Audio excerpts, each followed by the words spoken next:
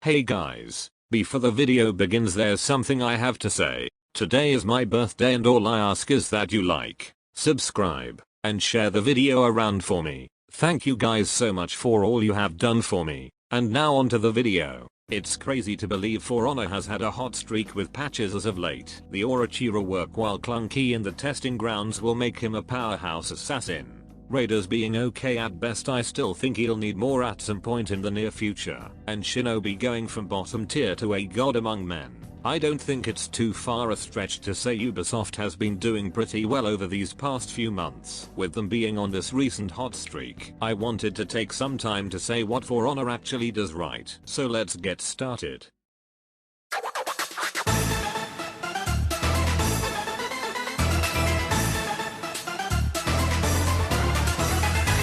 First up is the customization. I'd argue For Honor is the king of customization in fighting games, maybe even in gaming. It's up there with RPGs in terms of customizing your character. There's so much in this game to make your character look as cool as possible. 30 different ornaments for each character, the hundreds of neutral colors, symbols and embossings. The effects in the game are numerous, ranging from a rainbow to the literal devil. It's possible to have your character look as terrible or as cool as you want them to. The variety of choices it offers is amazing, and yet Blackbriar mains still choose to make their character look like the fucking Grim Reaper every time. There are other options out there, please stop using just the black material.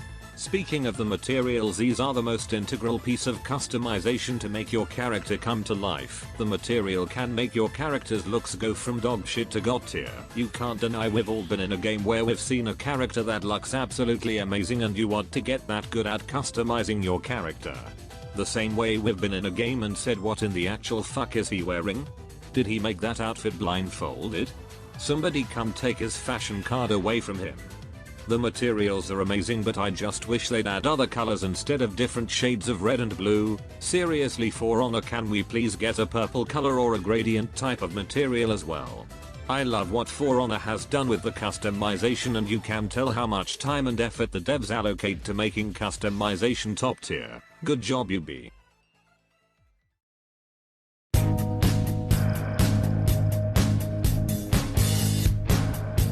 If you were to walk up to me on the street and ask me, hey MetaVerse, what is the easiest fighting game for me to get into? I'd say, who are you and how do you know what I look like? I've never shown my face.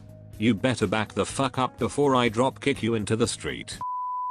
I mean, I'd have to say it's For Honor, considering it's so beginner friendly. The game has so many ways to help you learn the mechanics of the game, from the training area where you can learn and get a feel for any character. Apprentice trials, a simple and effective way to learn the basics like guard breaks and blocking.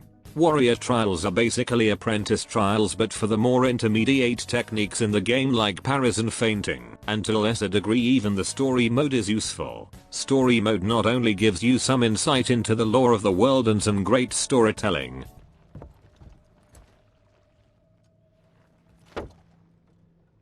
So? What did they tell you? I don't speak Japanese.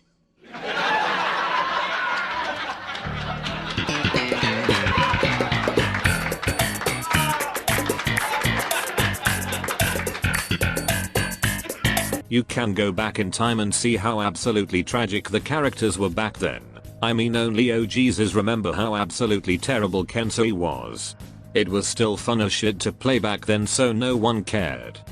Like most fighting games, the actual best way to get better is to get your ass beat online by people who haven't gotten off the game since release.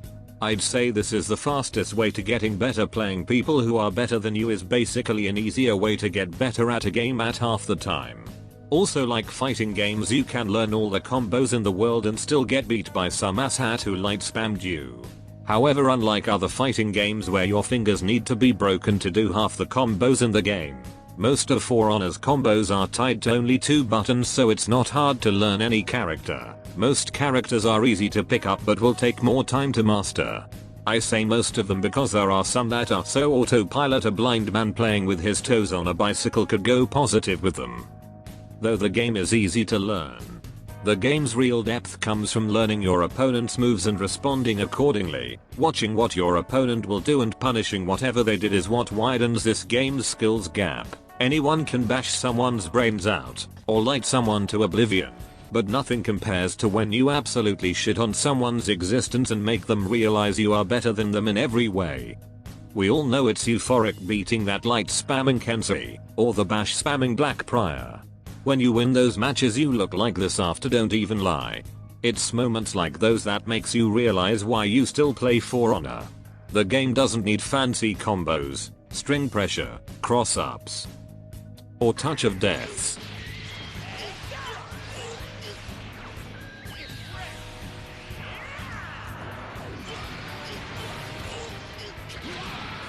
This game gets by with just learning the person in front of you, and it does it pretty well.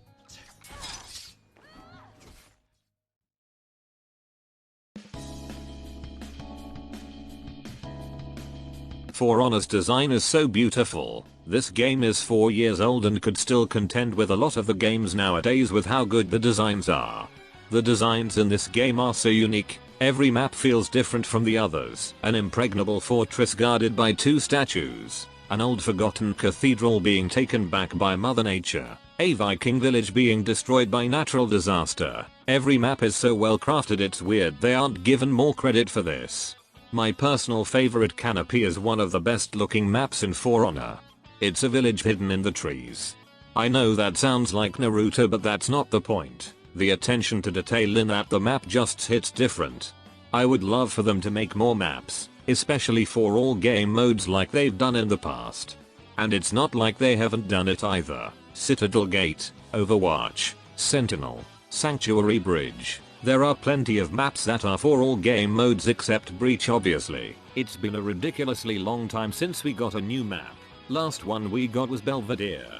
And while it's a gorgeous map, I would still rather have a map that everyone can play on rather than a map that's exclusively for Dominion or Duels. I think we're long overdue for a new one. I hope it's a Viking based one since I'm 80% sure that's the next hero we're getting. I think this game has some of the most memorable characters in terms of design. They're also close to their real life counterparts, but the team still took creative liberties to make them even better.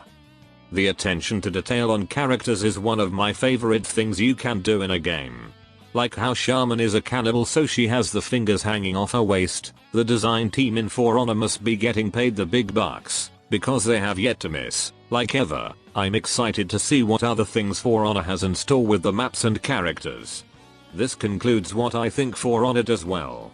Like and subscribe or else pre-nerf Griffin will be under your bed tonight. Let me know in the comments what you guys think For Honor does well, and until next time.